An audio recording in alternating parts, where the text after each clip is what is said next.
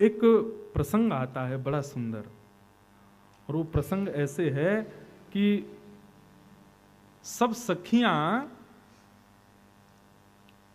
ठाकुर जी की वंशी के वादन की बड़ाई करती हैं यशोदा मैया से जाके, और यशोदा मैया से पूछती हैं कि आपके लाला ने वंशी वादन कहां सीखो है। बहुत सुंदर भाव है, ध्यान से सुनना। आहा।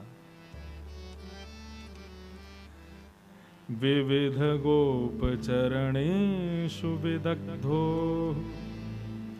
वेणुवाद्य उर्धा निज शिक्षा, तव सुतः सति यदाधर बिंबे दत्त वेणुरनयत्य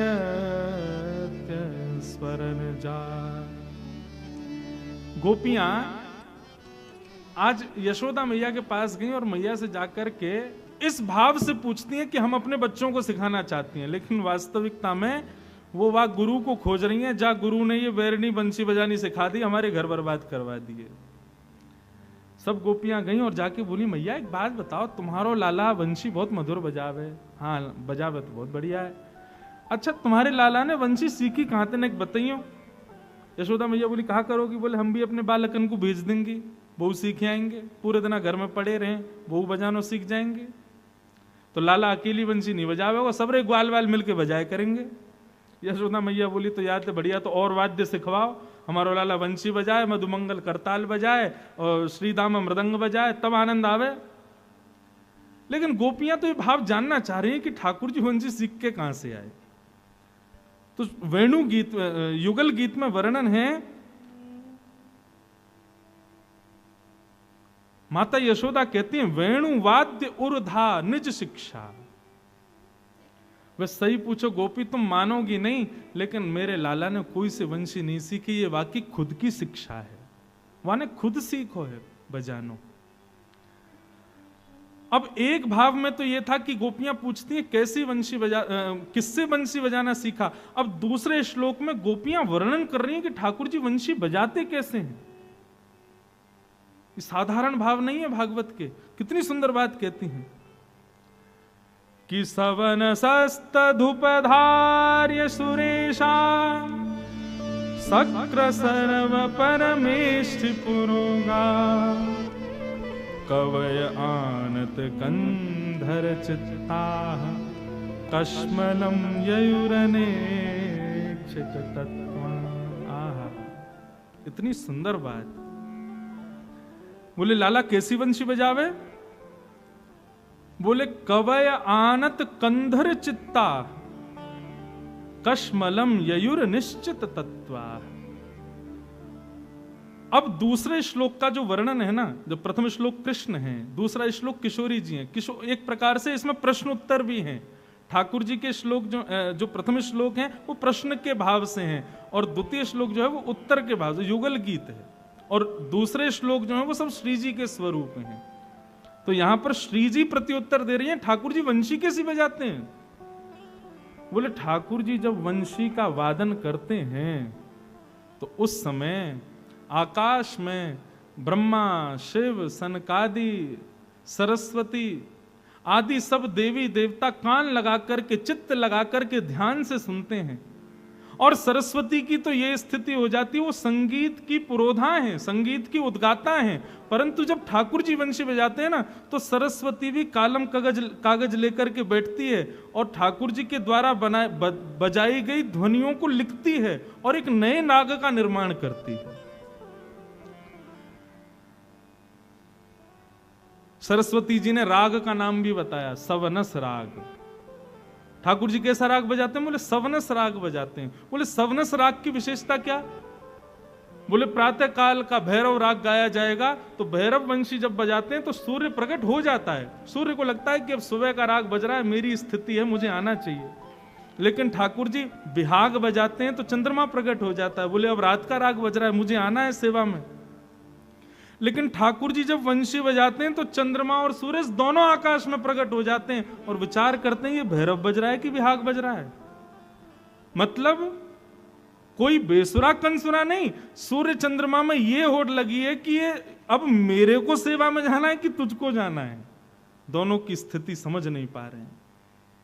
ठाकुर जी जब वेणु वाद्य करते हैं तो आकाश में सूर्य चंद्र तारे समस्त देवी देवता खड़े होकर के कान लगा करके ठाकुर जी की मधुर वेणु की ध्वनि को सुनते हैं। ऐसा युगल गीत में ठाकुर जी की वेणु का वर्णन बताया गया। अब वो तो पूरा युगल गीत चले तब उसका और व्याख्या उसकी अद्भुत है, परंतु अब इसमें एक लीला हमारे ब्रज की सुनाई जाती है, बहुत ध्यान से सुनना। ठाकुर जी जब वंशी बजाते हैं तो आकाश में चंद्र और सूर्य दोनों प्रकट हो जाते हैं। आकाश में देवी देवता विचरण करने लग जाते हैं। सरस्वती आदि संगीत के बड़े बड़े एक संगीत के गंधर्व हैं, उनका नाम है हा हा हु गंधर्व। ये गायन के बड़े अच्छे गायक हैं देवताओं के। ये सब भी ठाकुर जी की वेणु को बड़े ध्यान से सुनते हैं। क्यों? क्योंकि ठाकुर जी जब वंशी बजाते हैं तो कुछ ऐसा बजाते हैं कि संगीत के ज्ञाताओं को कुछ ना कुछ नया मिलता है। लेकिन हमारे लाला के सब सखा फूले नहीं समाते जब लाला वंशी बजाते हैं। मधुमंगल श्रीदामा आदि सब कहें लाला तेरी वंशी ऐसी बजे ऐसी बजे ऐसी बजे, बस कहा बताएं। मधुमंगल श्रीदामा से ठाकुर जी कभी पूछते हैं, बोले क्या स्थिति हो? गोपियों की स्थिति तो हमने सुनी है, उनके घर में भोजन नहीं बन पाते, वो जैसी है वैसी स्थिर रह जाती हैं। मधुमंगल श्रीदामा ने तुम भी बताओ तुम्हारा क्या हो गया? मधुमंगल बोले लाला मेरी स्थिति तो ऐसी, पेट में दर्द हो तेरी वंशी सुन लो मेरा पेट दर्द ठीक है जाए।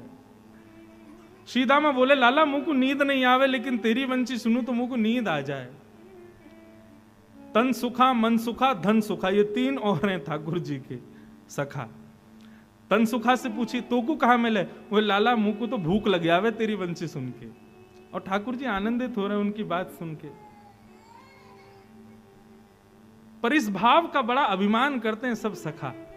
पूरे हमारो लाला बड़ी मधुर वंशी बजावे और बाकी वंशी सुनकर के ऐसी ऐसी स्थिति पूरे ब्रज में होवे। सब लोग यहां देखो यहां देखो यहां देखो, ध्यान से कथा सुनो। एक दिन ठाकुर जी ने ऐसी वंशी बजाई कि यमुना जल भर रही गोपियों की मटकियां लेकर के जा रही हूं, तभी ठाकुर जी ने वंशी बजाई, वो सबकी मटकियां, वो स्थिर स्थिति ऐसी होगी मटकियां गिर गई। तो मधुमंगल श्रीधाम बोले हमारे लाला की वंशी ऐसी है, कहा बताएं। कोई गोपीन के कार्य भी पूर्ण ना है पामे। गोपी बोली हम जब तक सह रही हैं मधुमंगल, लेकिन जादना हमारी श्री जी अपने पे आ गई ना, तेरे लाला की वंशी धरी रह जाएगी। मधुमंगल बोलो तो फिर ले आओ श्री जी, आज है ही जाए, देख लें कौन ज्यादा ज्ञाता। सब सखियन ने जाकर के श्यामाजू के चरण में प्रणाम करके कही, बोले हे श्री जी, ये लाला और या के सबरे सखान ने हमारी नाक में दम कर रखो है। बोले कहा? बोले वही वंशी है, इन पर घूम फिर के कछु काम नहीं बनने हो तो वह वंशी बजा दें और हम वह वंशी को सुनकर के ऐसी है जाए कछु कही ना पावे। श्री जी ऐसे तो हम ब्रज में नहीं रह पाएंगे, कछु तो करना पड़ेगा। तो श्री जी बोली फिर एक काम करो। क्या? बोले श्याम सुंदर से कहो वो अपनी वंशी लेके आवे यमुना पुलिन पर, और हम अपनी वीणा लेके आ रही हैं, और कल नेक नेक है ही जाए, देखें कौन में ज्यादा ख्याति है। मधुमंगल श्रीदामा सदैव यही कहते रहे, बोले हमारो लाला वंशी बजावे, आकाश में देवता प्रकट है जाए, सूर्य चंद्र आदि सब प्रकट है जाए, नेक दिखाते दो इन लोगन को कि हमारी श्री जी कैसी। तो ललिता विशाखा ने जाके मधुमंगल श्रीदामा सबसे कही, भैया लाला तो कह दे कल वंशी लेके आए अपनी, हमारी श्यामाजू भी आएंगी, कल पता चले ही जाए कि संगीत को सबसे बड़ा विद्वान कौन। मधुमंगल बोलो हाँ ठीक है। ललिता बोली लेकिन ऐसे काम नहीं चलेगा, पहले ही बता दे, हारवे वारो कहा करेगो। मधुमंगल बोलो तेरी बात माने ललिता, जो हारेगो वो जीतवे वारे को सदा दास बन के रहेगो। अगर तुम्हारी श्यामाजू हारी तो वो हमारे लाल जी की सदा दासी बन के रहें, और यदि हमारो लाला हारो तो फिर हम वचन दे रहे हैं वो दास बनेगो। यही संकल्प से कंपटीशन जैसा एक रखा गया। ठाकुर जी लेके आए अपनी वंशी और सब सखा जय जयकार करते आ रहे हैं। बोले नंद के लाला की जय, यशोदा दुलारे की जय, पूछरी के लौटा की हुप हुप प्यारे। या को अर्थ पता है?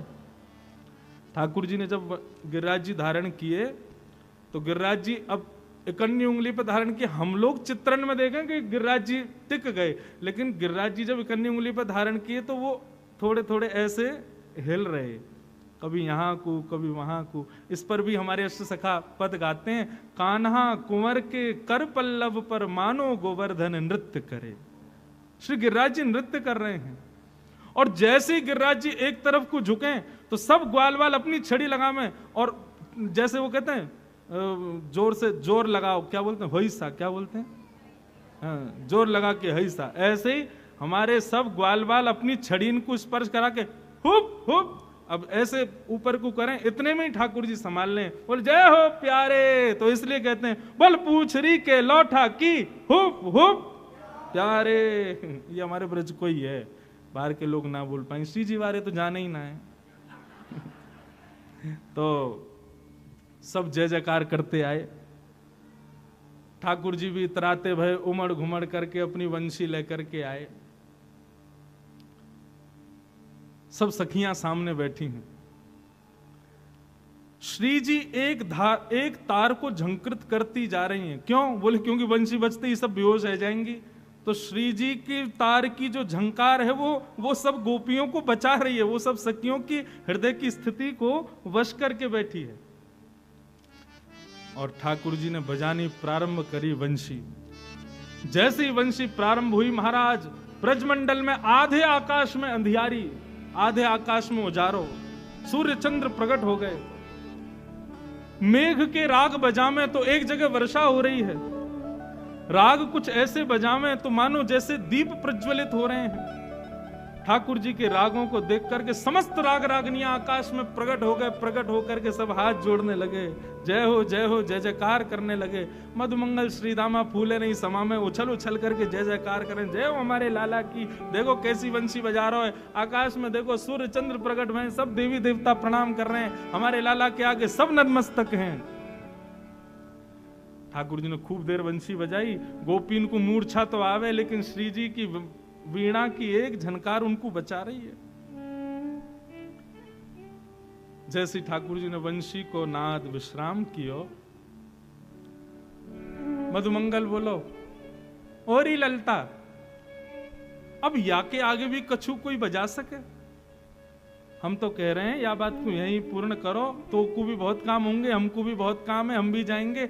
श्री जी से कहो अपनी वीणा लाल जी के चरणन में रखें और दासी बन जाएं सदा को, यही बात को विश्राम कर दें।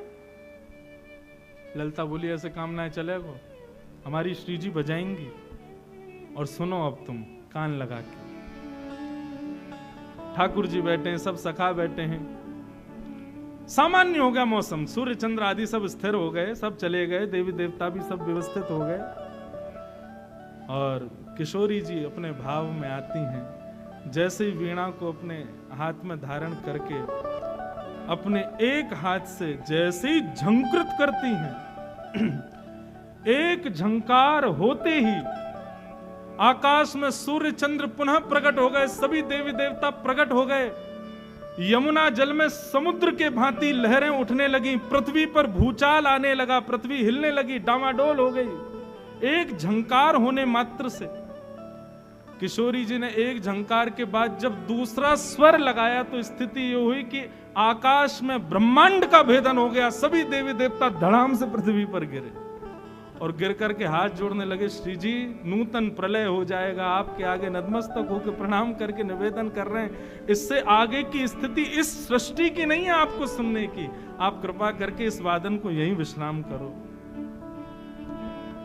किशोरी जी ने केवल 2 तार छेड़े तो ये स्थिति हुई कि सब देवी देवता 33 कोटि देवता सब नतमस्तक होकर श्री जी के सामने नतमस्तक होकर के बैठे हैं। तब ललिता ढूंढती है कहाँ है मधुमंगल श्रीधामा, तो पता चलिए यमुना जी में गिर गए। ऐसा प्रलय नूतन भयो है कि सब गिर गए यमुना जी में। और तब ढूंढे, बोले श्याम सुंदर कहाँ है? तो श्याम सुंदर श्री जी के चरणन को अपनी गोद में रख करके और चरणन पर अपनी वंशी को न्योछावर करते हुए नतमस्तक कह के बैठे हैं, सदा के लिए दासत्व स्वीकार कर रहे हैं। तब श्री जी से प्रार्थना करते हैं कि अब हमको ट्यूशन दे दीजिए। बोले काय का? वीणा का। आहा। नवनिकुंज मंदिर में प्यारी, नवनिकुंज मंदिर में प्यारी, नवनिकुंज मंदिर में प्यारी, नवनिकुंज मंदिर में प्यारी, पियहि सिखावत वीणा प्यारी, पियहि सिखावत वीणा प्यारी, पियहि सिखावत वीणा प्यारी, पियहि सिखावत वीणा। गाओ।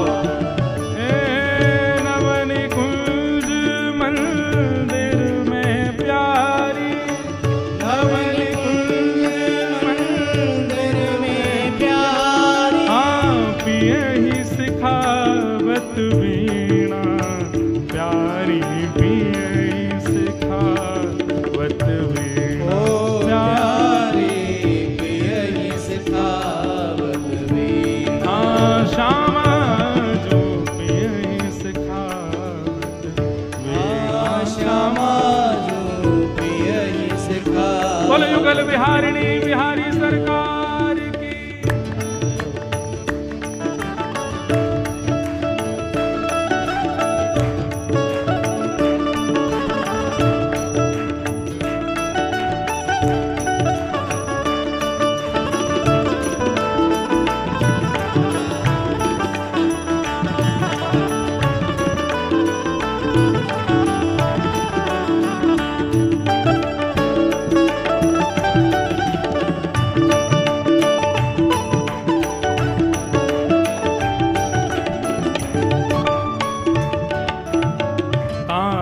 बंधान कल्याण मनोहर, तान बंधान कल्याण मनोहर, हित मन देहु प्रवीणा प्यारे, हित मन देहु प्रवीणा प्यारे। अब स्थिति ऐसी है कि श्री श्यामाजू ठाकुर जी को वीणा वादन सिखा रही हैं, लेकिन ठाकुर जी बड़े चतुर हैं हमारे।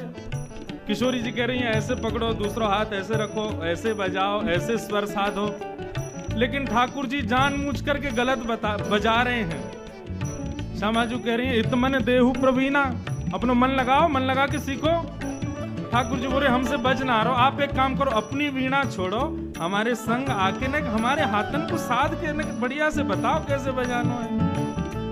और स्थिति यह है कि श्री जी और ठाकुर जी अब एक ही वीणा को बजा रहे हैं। किशोरी जी ठाकुर जी के हाथ को पकड़ करके रख रही हैं और बजा करके बार बार बता रही हैं ऐसे बजाओ।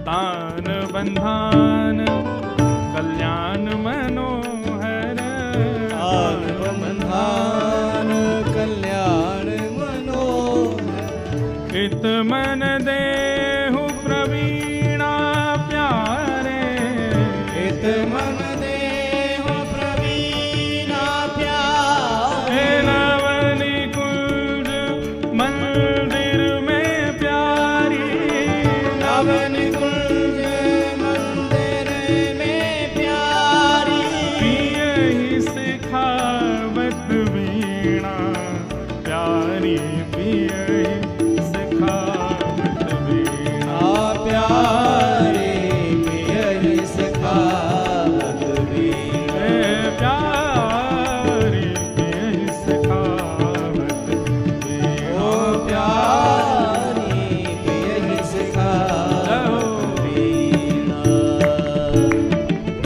करताल बजा के गाओ भाव से। ठाकुर जी किशोरी जी वीणा बजा रही हैं, आप ताल दो।